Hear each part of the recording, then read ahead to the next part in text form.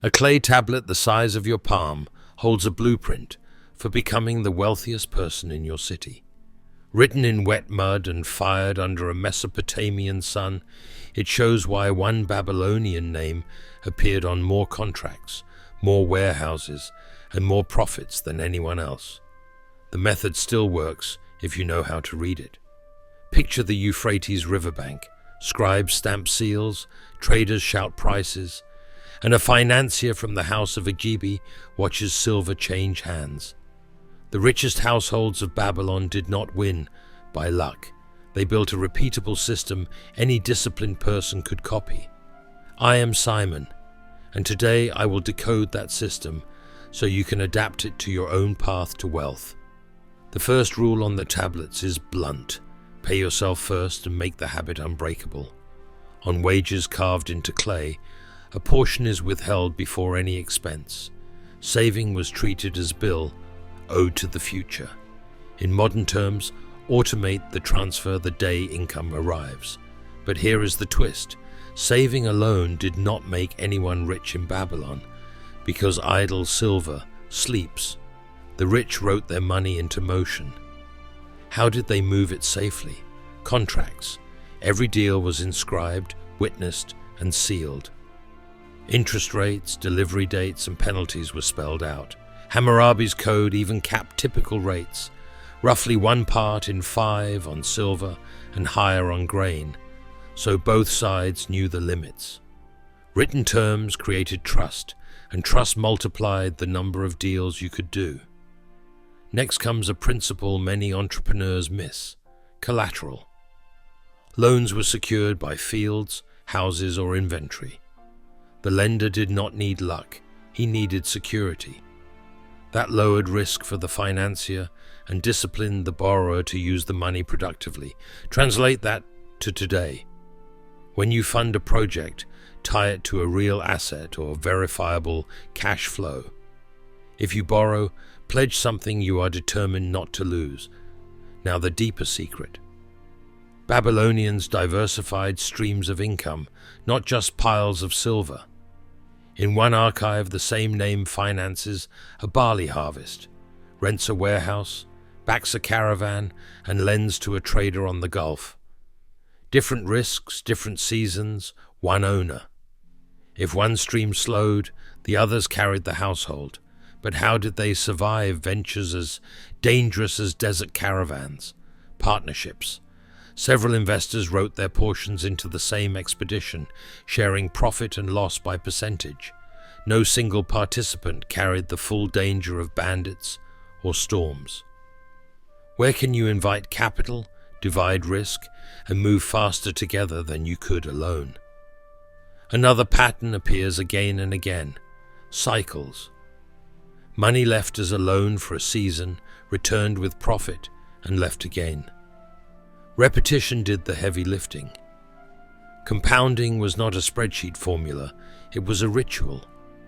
The more often they could turn the silver, the more wealth the household recorded. Reputation underpinned everything. Seals mattered because the name behind them mattered. A borrower with a clean record obtained better terms. A merchant who delivered early received priority on the next cargo.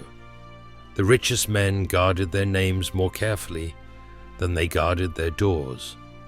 In modern language, brand equity is collateral. Protect it by under-promising and over-delivering. The archives also reveal a quiet advantage. The wealthy households kept skilled problem solvers close: scribes, brokers, stewards. They paid well for competence and saved even more by avoiding mistakes. Instead of asking how little they could pay, they asked how reliably the work would be done. So if you stitch these tablets into one rule set, what would it be? Pay yourself first, write every deal, secure loans with assets, diversify income streams, share risk through partnerships, compound by repeating short cycles, and guard your reputation like treasure. Yet one principle hides between the lines: the move that let the richest man outpace his rivals by years. It has nothing to do with luck and everything to do with how he priced time. What was he doing differently, and how can you apply it to your next deal? He priced time. The richest man in Babylon understood that silver was not the asset, time was. He bought time cheap and sold it dear. Farmers needed seed today and would pay more after harvest. Traders needed cargo moved this week and would pay for certainty now. He set terms that rewarded speed and punished delay, then cycled the same silver again before rivals closed their first deal. How did he do it in practice? First, he quoted rates by the month, not the year. That framed money as a daily tool, not a distant promise. Second, he wrote bonuses for early payment and penalties for lateness. Third, he kept capital liquid.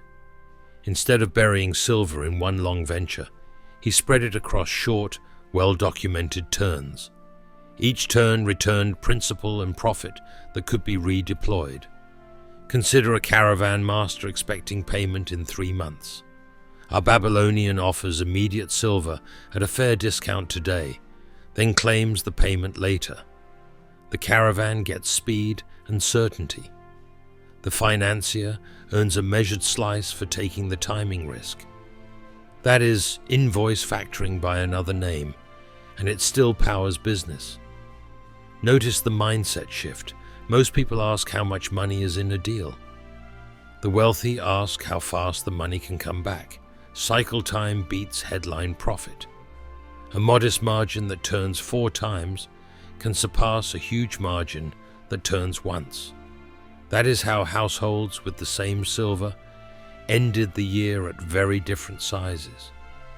There is another layer. He did not try to outguess the market every day.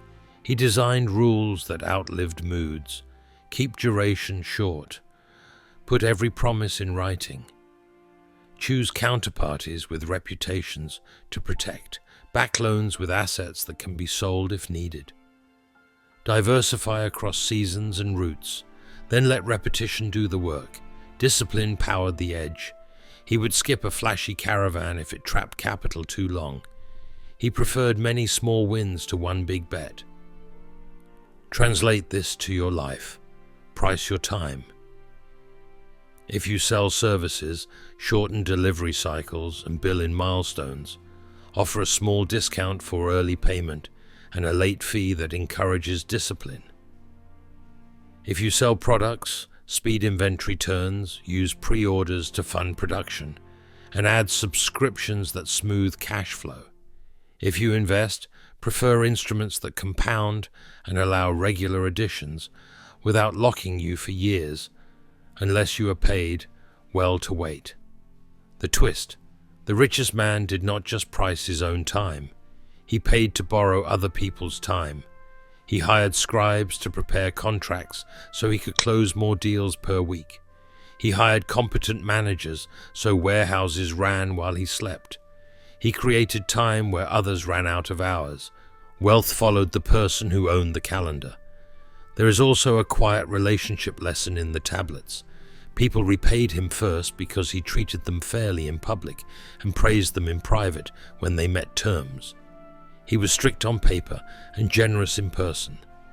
That protected his brand. In a crowded bazaar, reputation compels repayment when collateral fails. Your name is a form of security. Guard it.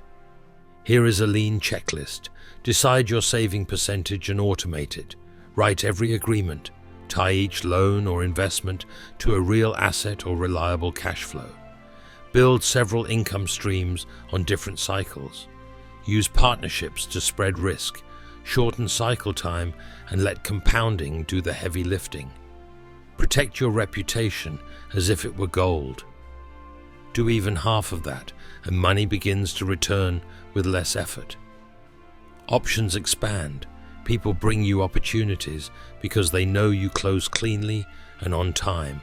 And when an uncertain season arrives, you are the person with reserves and trusted partners. That is when assets move at good prices to patient hands. The tablets are finished, but the lesson is not. The strategy that made Babylon's richest man wealthy was never a trick. It was a way of seeing. Time is the most valuable commodity in any market. Buy it wisely, sell it fairly, turn it often. Let your name be the seal that makes every deal safer. Do that long enough and your household will grow the way old Babylon grew, one careful contract at a time.